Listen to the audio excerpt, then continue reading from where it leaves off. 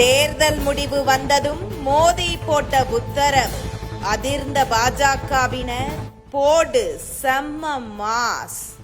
ஹரியானா மாநிலத்தில் நடந்து முடிந்த சட்டமன்ற தேர்தல் முடிவுகளை பாஜகவினர் கொண்டாடி வருகின்றனர். மறுபக்கம் ஜம்மு காஷ்மீர் தேர்தலை பொறுத்தவரையில் காஷ்மீர் பகுதிகளில் உமர் அப்துல்லாவும் ஜம்மு பகுதிகள் முழுவதும் பாஜக மிகப்பெரிய வெற்றியை பிடித்திருக்கிறது.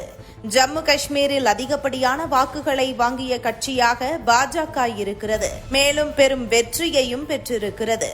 ஹரியானா மாநில தேர்தலில் பாஜக மூன்றாவது முறையாக ஆட்சி அமைக்காது என எதிர்க்கட்சிகள் கூறி வந்த நிலையில் தனி பெரும்பான்மையுடன் பாஜக வெற்றி பெற்று ஆட்சி அமைத்திருப்பது லோக்சபா தேர்தல் மூலம் பின்னடைவை கொடுத்த பாஜக தொண்டர்களுக்கு இது உற்சாகத்தை கொடுத்திருக்கிறது. இந்த நிலையில் பலரும் சமூக வலைதளங்களில் மோடியின் வெற்றியை கொண்டாடி வரும் நிலையில் திடீரென்று பிரதமர் மோடி முக்கியமான 3 உத்தரவுகளை கட்சியின் மேல்மட்ட தலைவர்களுக்கு போட்டிருப்பதாக கூறப்படுகிறது. அதாவது முதலாவதாக அடுத்ததாக வரக்கூடிய மகாராஷ்டிரா, சத்தீஸ்கர் சட்டமன்ற தேர்தலுக்கு உடனடியாக பாஜகவினர் தயாராக வேண்டும். வேட்பாளர்கள் பட்டியலை தயார் செய்ய வேண்டும். கட்சியின் மாவட்ட தலைவர்களை நானே நேரடியாக சந்தித்து பேச வேண்டும்.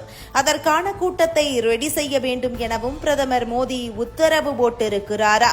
குறிப்பாக பிரதமர் மோடியே ஹரியானா தேர்தலில் நேரடியாக தலையிட்டதும் பிரச்சாரம் செய்தது மட்டுமல்லாமல் வேட்பாளர்களை தனது குழுவின் மூலம் கண்காணித்து வந்தார்.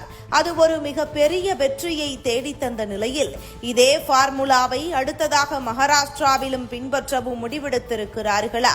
இது அனைத்தையும் செயல்படுத்தவே அமித்ஷா களம் இறங்கியிருக்கிறார். முக்கியமான 3 உத்தரவில் ஹரியானா மாநில தேர்தல் வெற்றியை நாடு முழுவதும் உள்ள மக்களிடத்தில் கொண்டு சேர்க்க வேண்டும். அனைவரும் கொண்டாட்டத்தில் ஈடுபட வேண்டும். அதே நேரத்தில் மக்களுக்கு புரிய வைக்க வேண்டும். ஹரியானாவில் எது போன்ற வெற்றியை பெற்றிருக்கிறோம், இதே வெற்றிதான் தொடர வேண்டும் எனவும், கடந்த முறை எப்படி கூட்டணி பலத்தினால் ஆட்சி அமைத்தோமோ அதே போன்றுதான் இப்போது தனி பெரும்பான்மையுடன் ஹரியானாவில் தனித்து வெற்றி பெற்றிருக்கிறோம். எனவே 2029 தேர்தலிலும் இப்போது தனி பெரும்பான்மை இல்லாத பாஜக அடுத்த முறை தடம் மாற வேண்டும் எனவும், தனி பெரும்பான்மையுடன் மத்தியில் ஆட்சி அமைக்க வேண்டும் என்பதை மக்கள் மத்தியில் கொண்டு சேர்க்க வேண்டும் எனவும் உத்தரவிட்டிருக்கிறாரா? மேலும் உறுப்பினர் சேர்க்கை ரிப்போர்ட்டை அனுப்ப வேண்டும் எனவும், குறிப்பாக பல மாநிலங்களில் முக்கிய தலைவர்கள் உறுப்பினர் சேர்க்கையில் சுணக்கம் காட்டி வருவதால் அவர்கள் குறித்த ரிப்போர்ட்டையும் மோடி கேட்டிருப்பதாக கூறப்படுகிறது.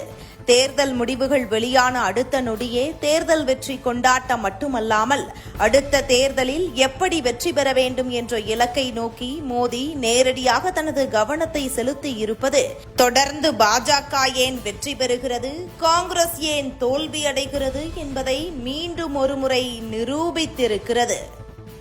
இதுபோன்ற முக்கிய நிகழ்வுகள், அரசியல் தகவல்களை ஆழமாக மாறுபட்ட கோணத்திலும் அறிந்து கொள்ள மறக்காமல் உங்கள் TNS24 டிஜிட்டல் பக்கத்தை